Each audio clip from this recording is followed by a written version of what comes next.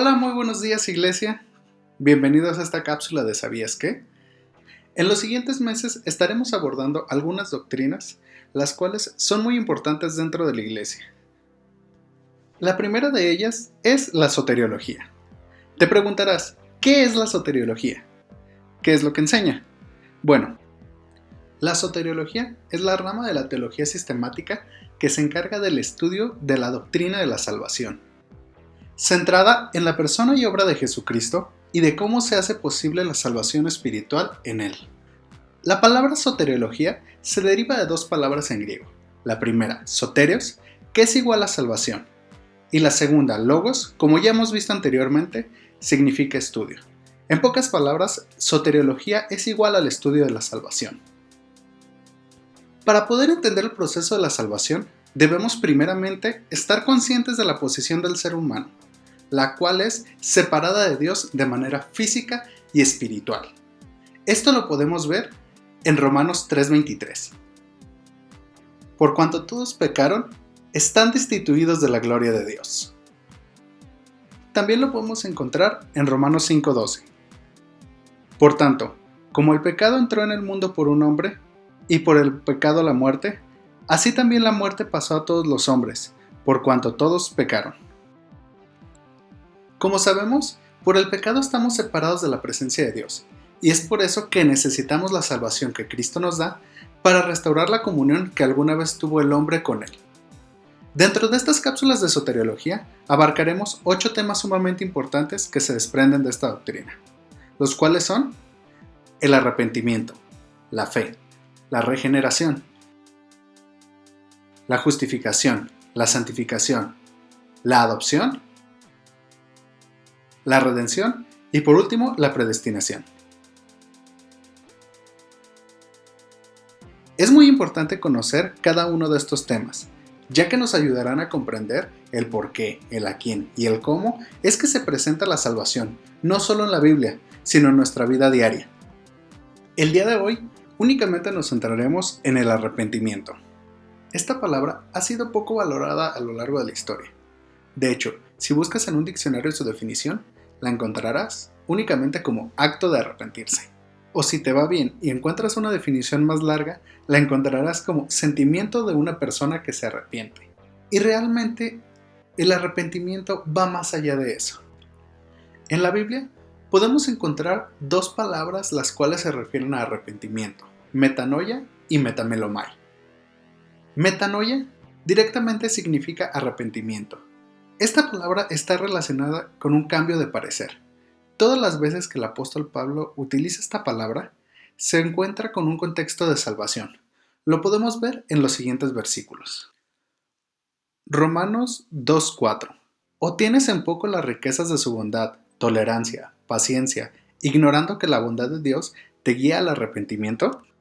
Este versículo lo que nos está tratando de explicar es que esta clase de arrepentimiento está producido gracias a la bondad de Dios, y esto no tiene nada que ver con lo que nosotros hagamos.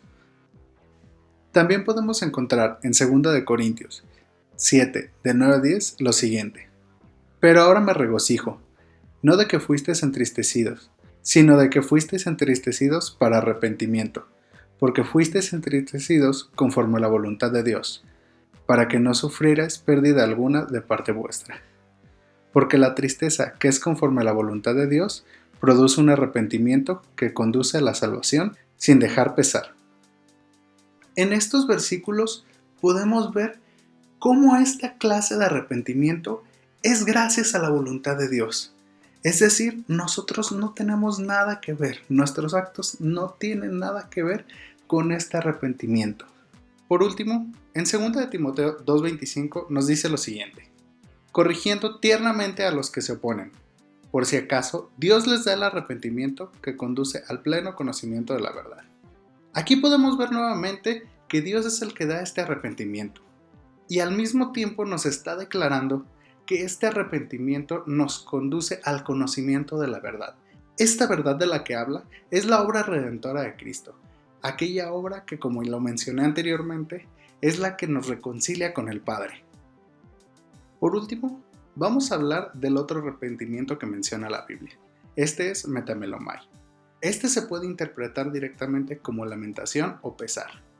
Este significado no está relacionado directamente a un cambio de parecer, es más bien un sentimiento que puede ser momentáneo. Y a comparación de metanoia, tiene que ver más con las obras que hacemos que a lo que Cristo hizo por nosotros. A continuación, veremos algunos versículos. El primer versículo que observaremos es el mejor ejemplo que podemos tener de la palabra metamelomai.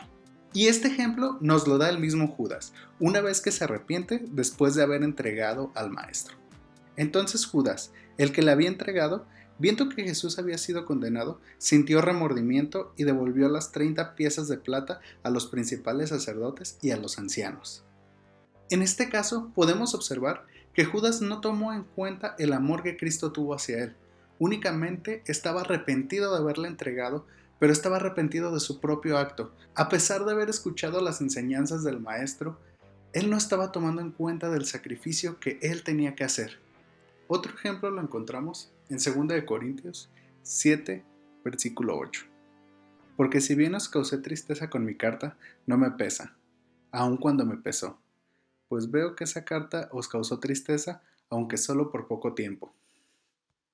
Es curioso cómo Pablo utiliza la palabra metamelomai, tanto en sentido positivo como negativo. Él menciona que en algún momento sintió pesar en su corazón por las palabras que había escrito en una carta anterior y habían contristado a los corintios. Sin embargo, también menciona que este pesar ya no existe, ya que se dio cuenta que la tristeza que provocó con esas palabras sirvió para que ellos llegaran al verdadero arrepentimiento, como lo vimos anteriormente en el versículo 9 de este mismo capítulo.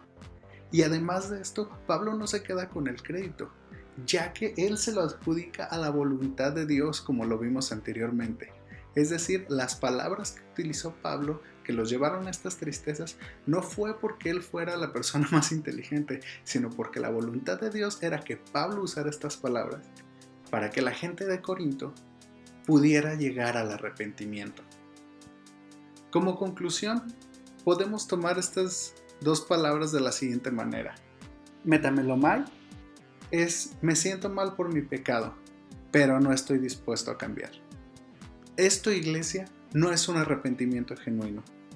Este tipo de arrepentimiento o pesar no salva. Sin embargo, metanoia es un arrepentimiento genuino, el cual no viene por nosotros, viene directamente de Dios, y lo podemos simplificar de la siguiente manera. Soy indigno de lo que Dios hizo por mí, pero ahora veo que soy digno por causa de Cristo. Estoy dispuesto a cambiar mi forma de pensar y por ende mi forma de ser conforme a su voluntad. Esto es todo por el día de hoy. Espero haya sido de bendición para ustedes, así como lo fue para mí estudiar este tema. Que Dios los bendiga.